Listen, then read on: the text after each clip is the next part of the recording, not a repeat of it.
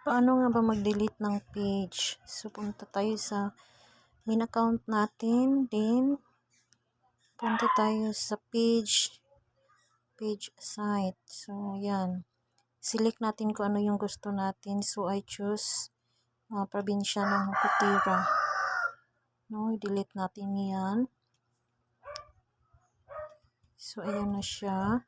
So, nag-switch ka na doon. Sa mismong account. Sa mismong page, I mean. So, gusto ko talagang i-delete to. Kasi gusto kong gumawa na ng ibang account. So, ayan na. So, pagdating natin doon, click natin yung settings ng page na yun. So, ayan na siya. So, click natin yung page settings. And then, punta tayo sa access and control. Pagdating natin sa access and control, click natin yung deactivation and deletion. After doon, click natin yung delete page.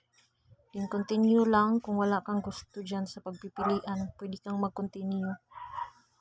So, continue pa rin siya. So, after doon, mag-require siya ng password ng main account mo. So, type lang ng password. And then, continue. Click mo yung continue, then delete page. And then, yun na. Deleted na yung page mo.